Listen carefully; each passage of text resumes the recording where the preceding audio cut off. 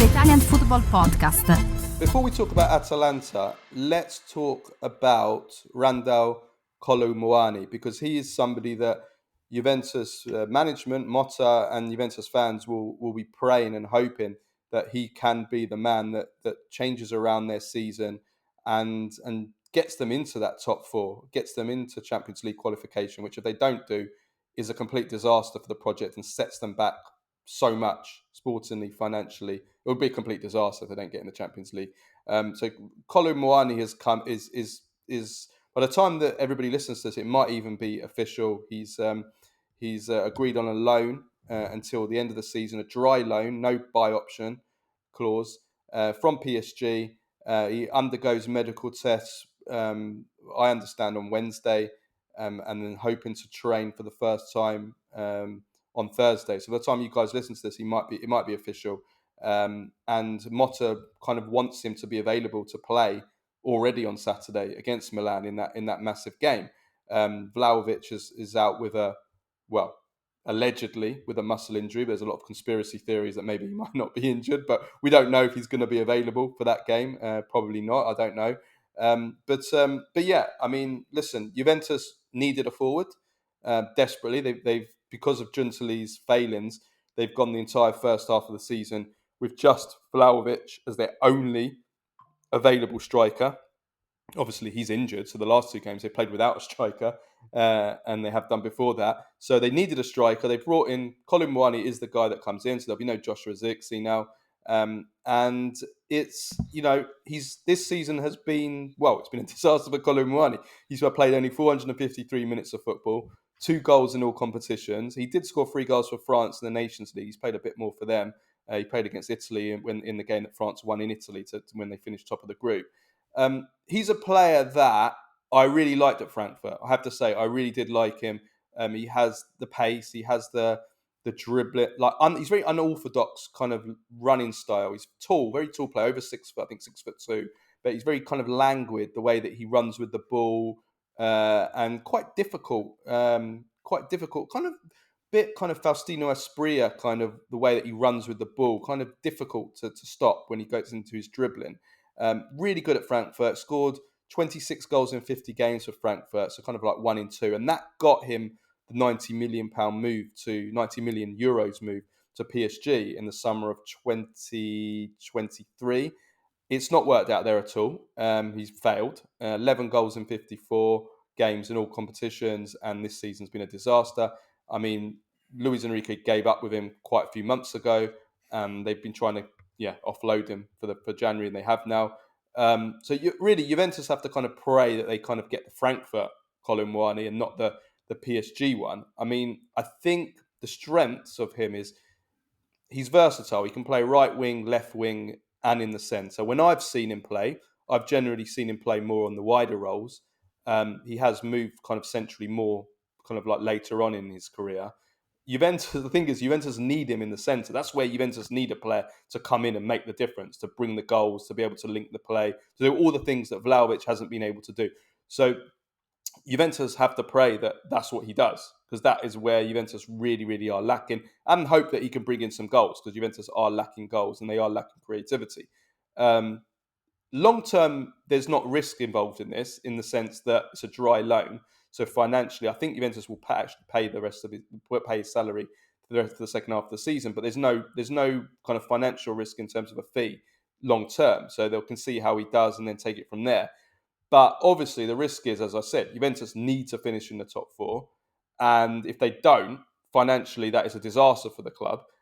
So they need Muani to hit it off. This needs to work for Juventus badly. So I guess we'll see. But this is who they're going on. This is who they're putting their trust in. Well, they don't have that much money to spend, and if they are going to spend any money, they're going to have to spend it elsewhere, in central defence, for example.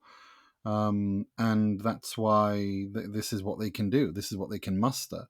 And they're probably just going to, they'll probably pay his wages. He joins on a dry loan. It's basically kicking the can down the line until the summer. I mean, I'm not his biggest fan, but I'm not his detractor either. I think he's a decent player. I think he can do something for Juve. I think he most definitely offers more to how Motta wants to play than Vlahovic does, for sure, who's just been dreadful in open play this season and for large parts of his entire Juve career. So I think it's, they need the numbers, and so it's one of those things where I think it's okay. I don't think it's fantastic. I don't think it's bad. I think he suits the system, but we'll have to wait and see, how this actually plays out. But I do think that, they need. I'm glad they got this done, because they would not be able to go to finish in the top four without reinforcements. It really is that simple. They are that depleted, and the summer transfer window was half finished, if that, given the failings of Luis and so on. It was worse than half finished. So there is that. So no, I think this is an intelligent kind of, it's a marriage of convenience. Let's put it to you that way. It's a marriage of convenience for Juve. It's a marriage of convenience for PSG, who don't lose control of the player, and it's a marriage of convenience for Kolo Muani, who'll definitely get playing time and gets to play at a big club and in the Champions League. So everybody wins. Yeah, well, Juventus fans will be hoping so. Alberto Costa, Juventus have been busy today, or the last 24 hours.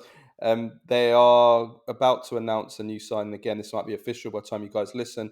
Alberto Costa, who has agreed to join for around 13 million euros from Vitória in Portugal. He's was a complete unknown until a few months ago. I finally did speak to a Portuguese journalist about him, from Rabona TV, our friend from Rabona TV, and he told me not too much more, other than he was basically an unknown until October. He exploded in October, November. So there's a very short sample size there, which I guess is a bit of a risk. But it's, I think it's a scouting move. It's it's a short sample. It's a small sample size. They're basing it basically on a couple of months. Yeah, but what's so? Does this mean Araujo? However you pronounce it, Araujo, or however you pronounce his name? Araujo's unconnected from Ronald Araujo from Barcelona. This is unconnected. Araujo's a centre back. Juventus are trying to sign a centre back as well, at least one.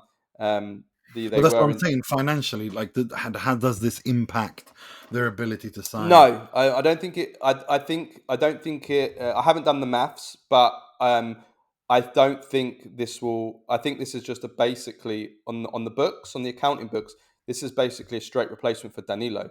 Now, Danilo, even if he goes on a free transfer, Danilo's salary is big. I'm not sure what it is. It must be about at least 4 million a year, 5 million a year, something like that. It might even be more than that.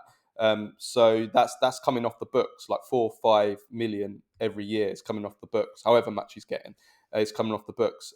Alberto Costa, I don't know what his salary will be, but it will be tiny. It's probably like 1 million a year, if that. So you put a 5-year contract. You spread that out, the transfer fee and the salary over the 5 years, and it's going to probably be less than Danilo's cost on the books. So I know Danilo was going to leave this year, so I guess that there's that. But what I'm saying is, in terms of, it's not going to cost them much on the books this because of his salary being low, and he spread it over. So I don't think it's going to affect much. The Araujo transfer, though, it seems has fallen through because Barcelona have convinced him to stay. So Juventus now have to go to the drawing board and look for another centre back. And again, Giuntoli, this is you. So you have 50 million to spend in January, but you couldn't pay that for Calafiori, who you really needed in the summer.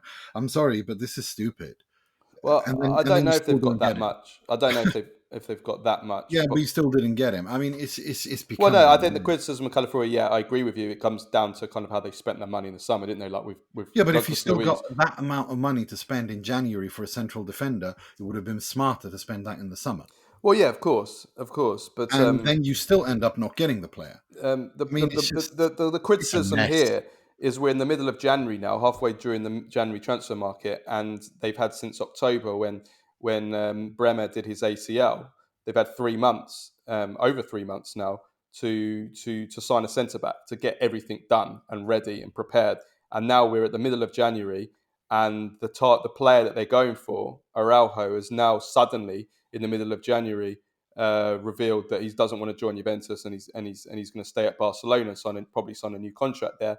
And now Juventus are back to square one, and they're looking at alternative targets. I mean, that's as I said on Monday, or was it last week? That's just poor from Giuntoli. You've had 3 months. You should have got to the January market, and you already got your centre back. It's already done because you've been in talks for months about it. You shouldn't be in the middle of January and now you're scrambling around. It's not good enough. It's not good enough at all. No, I'd say overwhelmingly, most of the big calls he has made has been not good enough, to put it mildly. But it is what it is. Let's wait and see until the end of January if what he can do this window, and if he can do anything. But that's still too late for me. The players should have been in at the beginning of January, and they should have been able to play these massive games. Juventus playing this huge match against Atalanta, then against Milan, then against Napoli. These 3 games, okay, Kolo Muani might be available but he's going to be going in there with basically 1 or 2 training sessions, which is not good. These players should have been in at the beginning of January. They should have done. You had 3 months, mate. 2 months, 2.5 months. It should have been in by January. It's not good enough. Not good enough. I'm sorry. It's too late, but he has to do something anyway.